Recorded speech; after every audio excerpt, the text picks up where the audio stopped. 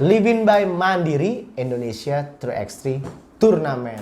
Back to the podcast, tentunya masih barengan gue Morris Kansil di sini bareng rekan gue Buyo. Singkat banget. Singkat sih, aja men. Singkat aja gue. Kayak king ya. Iya. Kayak king kan singkat ya. Iya. Ya, gimana? Jadi mau gini, main apa nih kita nih hari ini? Kita mau ngobrolin Jatim Series yang kemarin kita adain. Oh keren. Itu keren banget. Iya. Ya kan? Dan di luar perkiraan dan di luar ekspektasi. Seorang MVP-nya dengan 44 poin. Paling itu tinggi. Paling banyak ya Selama turnamen 3x3 Indonesia Living by Mandiri. Iya. 3x3 Indonesia turnamen itu paling lama. Padahal pertandingan cuma sekitar 4 atau 6 ya? 6 pertandingan ya? Iya. Ya, 6 pertandingan sampai final. Berarti bisa dibayangin satu game dia bisa dapat 8-9 poin ya? Ya, bisa. Tapi gini, itu dua sisi ya. Bagus dia untuk secara individu bagus. Oke. Tapi kan harus pertimbangkan juga, maksudnya harus bahwa kalau dia lagi off day gimana? Iya. Kalau dia lagi nggak scoring, timnya yang mungkin bakalan kena dampaknya gitu ya. Kalau dependen kepada satu orang gitu kan agak sulit ya. Iya. Atau nggak kemungkinan terburuk deh, misalnya cedera. Nah iya. Amit-amit ya, misalnya. Amit ya. Tapi kalau gitu-gitu kan hal-hal Iya kan? yang harus dipertimbangkan ya. Jadi memang bagus untuk dianya secara individu juga. Waktu kemarin emang dia on fire selama turnamen di Jatim tuh dia emang on fire ya. Kevin ya. Kevin. Apalagi si Hombing ya. Kevin Sihombing. Kevin si Hombing ya. Iya. Dan dia emang bagus gitu loh tuh poinnya, apalagi di game terakhir ya. Tapi ya itu mudah-mudahan terus-terusan begitu. Betul.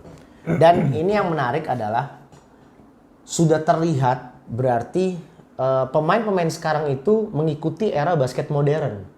Kenapa gue bilang kayak gitu? Karena seorang Kevin aja dengan tinggi sekitar 185, 190. Kemampuan dribblenya lihat dong. Iya. Era kita kan katro main pemain tinggi. Iya nggak? Iya. Dia dribblenya kayak guard. Iya. Kayak pemain 1. Shootingnya kayak pemain 2. Iya. Iya kan? Lengkap. Jadi pemain basket modern ya kan? Iya. Itu memang kalau sekarang kan pemain-pemain basketball lebih komplit ya. Jadi Iya. All round ya. Iya, memang latihannya tuh kan dia meliputi semua. Kalau zaman dulu mungkin lebih spesial ya, specialize ya, lebih terarah ke satu kayak lima aja. Kayak Karim Abdul-Jabbar tuh nggak pernah dribble terlalu banyak, dia cuma ini terus dia skyhook dia masuk kayak gitu. Kalau sekarang memang semua big man tuh bisa bisa dribble. Emang itu kalau nggak bakalan bisa bersaing di basketball dunia sekarang gitu. Betul. Emang gitu sih. Dan yang menarik lagi nih untuk putrinya, Bung. Lu ada pesan sendiri nggak buat kesan-kesannya sendiri nggak buat putrinya? Kan terkesan nggak? Udah berkali-kali gue di pada saat kita bawain acara pas match ya. Dan kemarin juga di podcast terus gue selalu bilang, gue bilang putri itu lebih asik ditonton cat fight ya kan. Gue inget banget tuh Bang Andi. Dia lebih nggak tonjok-tonjokan, nggak knock out punch, dia lebih ngotot-ngototan ya. Walaupun kemarin akhirnya menangnya jauh, tapi yang gue sangat yang ada di kepala gue tuh sampai sekarang si itu tuh yang dari Ciputra, siapa namanya? Oh, Ciputra. Siapa namanya yang Ciputra tuh? Yang Jesslyn, Caitlyn nomor 2. Yang cedera kan? Iya, yang cedera. Makanya itu. Tapi dia dengan kecederaannya kan? Iya. Caitlyn sama Tasya. Iya, Tasya tandemnya. Tasya yang lebih banyak shooting. Kalau Caitlyn kan dia yang lebih banyak go inside ya, main di dalam, Tapi Caitlyn itu cedera di quarter final bahkan. Iya, dia final. Udah cedera, tapi di semifinal dia bisa main, terus di final juga tetap main kan, tetap bagus mainnya gitu. Walaupun kelihatan ya kalau lihat lagi menahan kesakitan. Iya, kelihatan agak pincang sedikit, tapi ya itulah ya harus diapresiasi jiwa jiwa bermainnya tuh ya fighting spiritnya tuh sangat tinggi ya seorang Caitlyn. Emang salah satu pemain favorit gue sih. Selain Melissa Erika ya. Kalau Melissa Erika dari Mawar tuh. Iya. Musuhnya Mawar. kan. Maksudnya bukan musuhnya aja, lawannya di final kan Mawar. Namanya kayak tim-tim zaman Pak Harto dulu ya, Mawar. Tim Mawar serem tuh kalau zaman Pak Harto. Ya kayaknya tim cabutan ya, gua nggak ngerti ya. Bukan tim cabutan maksudnya, ayo bikin tim yuk gitu, karena kan, iya kayaknya siapa ya sebut aja Mawar gitu kali. Iya, sebut saja Mawar. Berarti jualan bakso broklas tuh. Tapi itu dua pemain, banyak sih pemain yang canggih kemarin, yang mainnya bagus. Tapi dua yang menonjol di cewek adalah Caitlyn sama si Melissa Erika itu. Sayang Tiara nggak masuk lagi. Ya kalau Tiara lo kan senangnya bukan dari segi bermain. Tiara emang parah. Black deh kadang-kadang. Gue suka dia nge-shoot dia. Dia namanya siapa? Panggil telepon. King Eno. Iya. Oh iya. Iya. Ini yang menarik adalah nih Bung. Jawa Tengah ketemu Jawa Timur. Jawa Tengah punya shooter jagoan tuh. Masih ingat nggak lo namanya? Yang gondrong. Oh si Ezra. Iya Jordan Ezra. Jordan Ezra. Itu kemarin sempat diwanti-wanti sama si Jason. Iya ada di ini ada di live story lu. Iya. Dia bilang wait for us. Gila lu. Boleh. Berarti mereka secara nggak langsung mereka nonton nih setiap ulasan kita. Iya, mudah-mudahan. Iya kan, walaupun malas komen. Iya kan, nonton dong nggak komen, ini dikipu-kipu tuh. Satu komen tentang si siapa tadi? Jason Leonard ya. Ya. Jason Leonard, namanya gokil ya. Namanya keren. Dia dari Loops kan ya. Loops juga kayaknya. Iya. Kayaknya Loops juga tim cabutan ya. Anyway lah. Iya. Satu ya tentang dia si Jason emang jago ya. Jago. Cuma napasnya pendek. Napasnya pendek, staminanya itu. Kemarin pada saat beristirahat dia sempat pakai oksigen tuh. Pakai oksigen bener. Gue nggak lihat tuh pemain lain yang begitu tuh. Bener. Cuma dia doang minta. Dia minta ke medis. Dia minta. Emang boleh gitu. Boleh gitu. Jadi dia ya itu yang bukan dikhawatir. Itu yang menjadi catatan kali ya. Apakah seorang Jason Leonard ini bisa bisa satu game penuh maksimal gitu ya, karena dia emang perlu banyak istirahat. Nggak tahu kenapa ya. Faktor ini capek kali kan. Udah dari pagi kan matchnya, nunggu dari pagi sampai ke sore, itu kan harus nguasain mood kan. Gimana caranya mood tetap enak ya kan. Nggak, lagian kan di ujung-ujung pertandingan di ujung-ujung pertandingan kayak udah mulai semifinal sama final, itu kan antara games kan lebih dekat. Iya. Jadi dekat. Istirahatnya lebih sedikit. Kalau di awal kan kalau grup kan satu terus nungguin 3 kali bermain baru main lagi. Jadi ada sejam 2 jam, mungkin 3 jam lah sebelum game berikutnya. Kalau kemarin dari semifinal ke final tuh paling lama mungkin sejam, nggak sampai malahan. Jadi itu yang jadi catatan, akhirnya kelihatan banget bahwa si Jason Leonard, no offense ya Jason, maksudnya lu tetap jago tapi ini cuman komentar tapi kita. Gua lihat komentar kemarin, dari kita. Ya, karena kita kan bawain acara kemarin ya. Ya. Jadi kita lihat, oh ini kok kayaknya agak staminanya ngedrop. Tapi mainnya tetap jago. Itu sih. Tapi ini peta perang kebacanya parah nih. Jakarta, Jawa Barat, Jawa Tengah, Jawa Timur. Iya, emang itu 4. Lo sendiri megang siapa nih, Bung? Karena dia kan nih komentator singit nih. Tepat mulu omongannya. Coba tau tepat lagi nih. Lo jagoin siapa? Yang bakal benar-benar mendapatkan. Jangan. Gue nggak mau. Iyalah, ini terlalu awal, terlalu early untuk gue kasih tahu. Udah cuma ada prediksi. Iya nggak apa-apa, tapi jangan sekarang, nanti. Nanti di podcast berikutnya. Iya berikutnya atau kapan lah. Ya. Soalnya ini bener mulu nih orang. Iya. Kayak dukun santet. Kayak beruntung aja gue. Tapi gue enggak, lo nggak beruntung. Tiap pemain yang lo omongin masuk main poin. Iya kan? Iya. Karena gue memang gue kan walaupun main udah lama, udah uzur sekarang, tapi kan gue emang menganalisa. Lo kan play by play. Kalau dia kan kalau di lokasi dia play by play, gue color, gue kasih analisa pertandingan seperti apa. Dan gue lihat gitu pemain mana yang sedang menyiapkan untuk ini, untuk dia mau bergeraknya seperti apa, siapa yang banyak bergerak tanpa bola, siapa yang banyak defense-nya, siapa. Juga lihat, oh ini pemain offense nih. Ya kalau dia udah mulai jalan-jalan itu, oh ini pasti dia mau shooting, dan lihat posisinya dia, kalau dia kayaknya posisinya bagus ya, menurut gue ya most of the time dia akan score lah. Dan lu selalu tepat tadi, Bung. Ya alhamdulillah sih. Gila sih menurut gua. Dan lo belum mau prediksi berarti nih dari 3 peta perang yang sudah tercetak nih. Ya, ada. Kalau gua berat sih, gua ngelihat kayak gini. Bandung kuat ya, Bandung. Bandung kuat. Cuman Bandung kuat, Jakarta di U18 kuat. Oke. Yang menarik tapi di Jatim ini ada 2 tim yang sebetulnya nanti masuknya sebagai kuda hitam ya.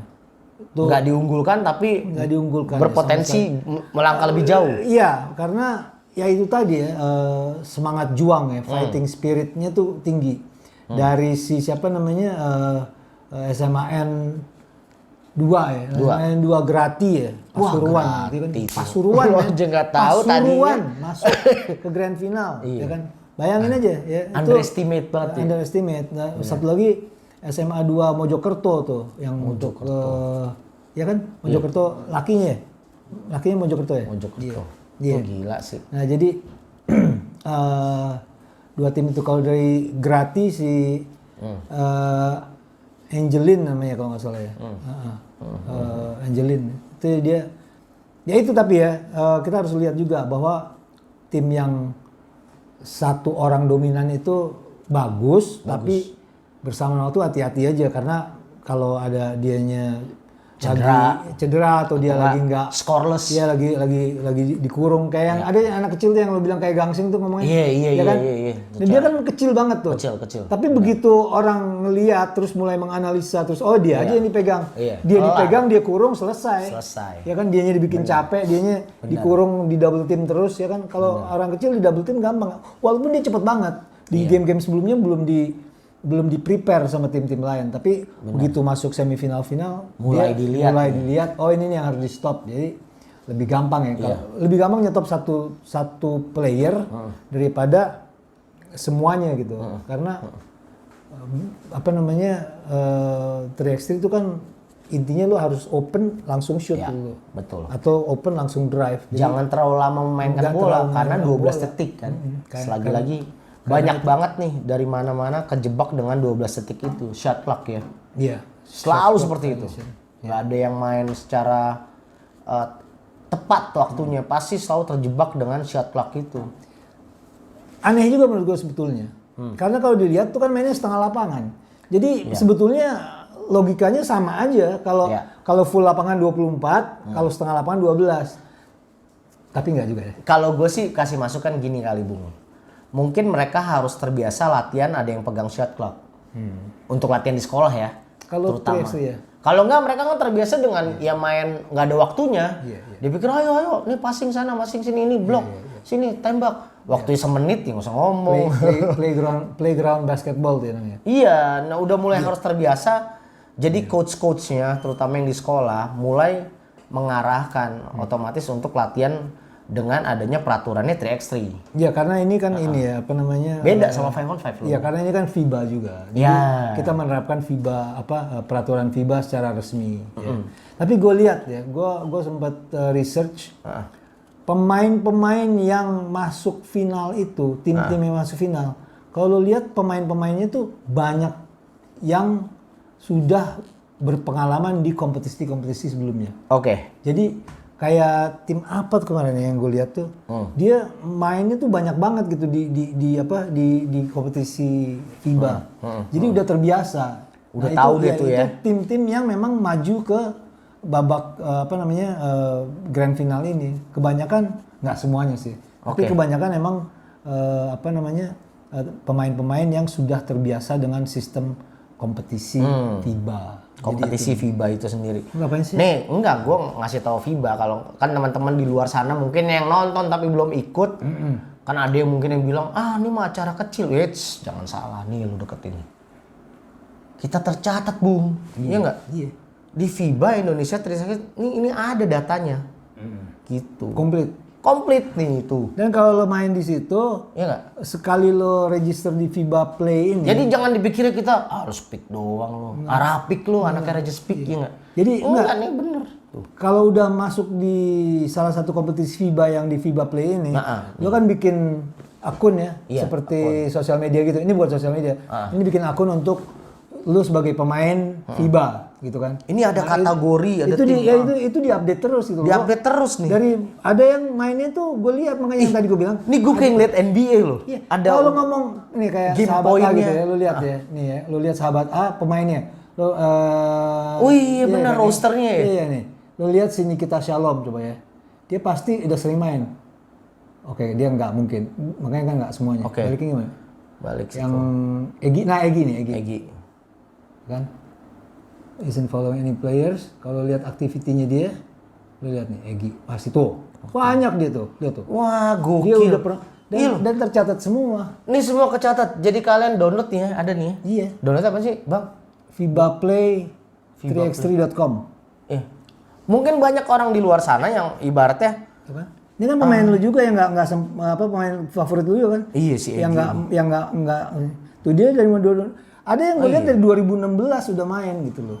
Iya nih jadi Seperti Net Rippers salah satunya si Angelic itu dia tercatatnya dari 2016. nggak kan sangat disayangkan ada beberapa orang oknum terutama ya misalnya bilang acaranya acara biasa aja. Iya. Padahal kita dibalutnya resmi. Iya nggak? Nah kalau kalian udah ngeliat kayak gini, nih semuanya udah ada terdata kayak gini, gue yakin tahun depan bakal melimpah lagi peserta. Mudah-mudahan ya, insya Allah ya. Tahun depan. Akan ada beberapa perubahan. Salah satu yang sedang dipertimbangkan adalah untuk U18 ini tidak harus satu sekolah. Ini masih pertimbangan ya. Belum resmi tapi kayaknya akan mengarah ke situ. Ya. Jadi lo kalau mau main tinggal kalau lo U18 under 18 main lu. Main Iya, udah bisa. gitu. Nggak perlu Random pakai- sekolahnya ya? Iya, nggak perlu surat keterangan sekolah bla bla Iya, bla. iya. Karena kita pengennya juga kan lebih menjangkau masyarakat luas. Kalau dengan sekolah emang bagus bahwa itu menjadi salah satu program sekolah. Tapi yang kita alami adalah banyak sekolah-sekolah yang mungkin masih belum mengerti kompetisi ini dan ada sih beberapa yang belum mengizinkan. Nah itu menjadi batu hambatan. Tapi kalau ntar kita buka, kalau kita buka untuk umum nggak perlu dari sekolah. Paling perlunya dari orang tua dan orang tua biasanya sih mendukung. Teman satu tongkrongan mungkin ya kan, satu tongkrongan di kompleks, satu tongkrongan di klub basket ya nggak? Yang kayak tadi gue bilang tim cabutan sekarang kan adanya di U23 doang. Iya. Kalau tahun depan insya Allah ya mudah-mudahan kalau jadi itu U18 juga bisa di umum lah. Iya. Ada teman mabar mungkin kan? Iya kan? Teman itu. Udah ya usahanya aneh. Oke Bung, satu catatan khusus mengenai Jatim. Apa sih yang lu lihat selama event kemarin? Yang bisa lihat dari kotanya, dari crowdnya, pokoknya dari awal lu datang sampai lu terakhir. Apa yang bikin lu kesan dengan Jatim? Kalau gue nih, gue kalau Jakarta kan ya hometown lah ya, yang not surprise lah anak Jakarta jago basket, oke, no wonder. Masuk Jawa Barat, oke, ternyata ada beberapa tim yang gue nggak mikir mereka bisa melangkah lebih jauh, ternyata jauh banget nih melangkahnya. Tapi walaupun dari Cirebon ya ternyata ya, Jawa Barat diwakilkannya. Terus gue masuk Jawa Tengah. Jogja khususnya enggak lah, nggak ada kendala berarti, apalagi kita teknisnya juga nggak ada ya, orang main di Sleman City Hall kan aman banget. Anehnya Jogja itu yang juara semuanya dari Semarang. Cuman gue salutnya masih Ezra itu, 3 poinnya gila.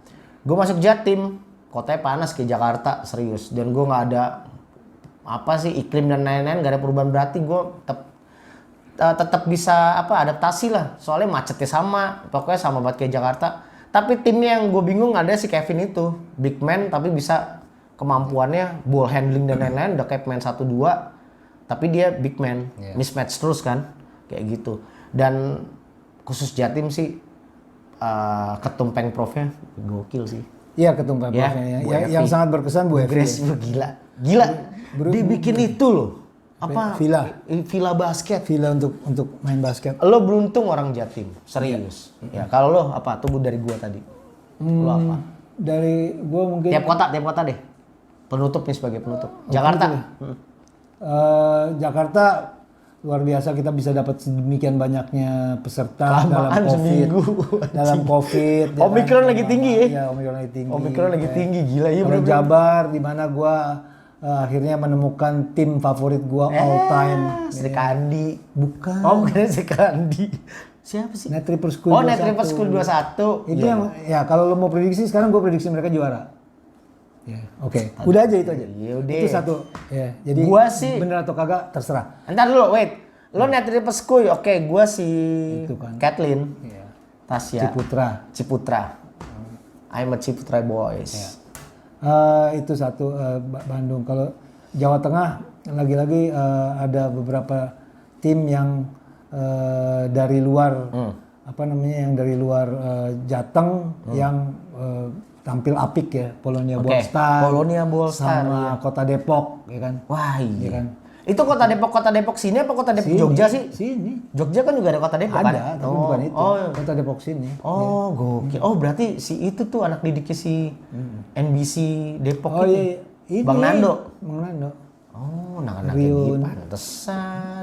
Nando, Rinto Arinando. Iya. Dia itu ketua bidang pertandingan 3x3 Perbasi. Iya. Ya udah, Jatim menurut gua kendalanya bukan kendala apa namanya, highlights-nya adalah tim-tim dari daerah yang dalam tanda petik gurem ya. Maksudnya gurem bukannya gua menghina mereka, tapi yang tidak diandalkan kayak ya kan Grati gitu kan, Pasuruan gitu. Grati dia gak tahu di mana. Grati di mana? Terus ada kemarin apa? Rengel gitu. Tapi Itu mereka juga maju cukup jauh gitu ya. Itu random banget sih daerah. Itu yang jadi catatan gue di Jatim, lebih banyak tim-tim yang tidak diandalkan ternyata bisa maju ke melangkah lebih walaupun jauh. nggak menang tapi mereka cukup jauh bertandingnya gitu dan nggak jadi bulan-bulanan. Bener. Itu sih. Gokil sih. Saya rasa saya lagi gue paling nggak ya. Gue rasa. Oke, berarti Lu ngapain sih gini-gini? Udah mau habis. Berarti kita closing. Kebanyakan nih. ngomong, men. Iya, kebanyakan ngomong. Thank you banget udah barengan kita di acara Time Out. Gue juga nggak lupa kalian jangan bosan-bosan denger ini karena bakal ada surprise di Jakarta. Bakal datang ke sini King Reno. Sampai ketemu lagi Time Out. Masih barengan gue Tomoris Kasil di sini. Buyo. Bye bye. Sampai ketemu di Jakarta. Bye bye. Put the ball into the ring. Step back three, crash the ring.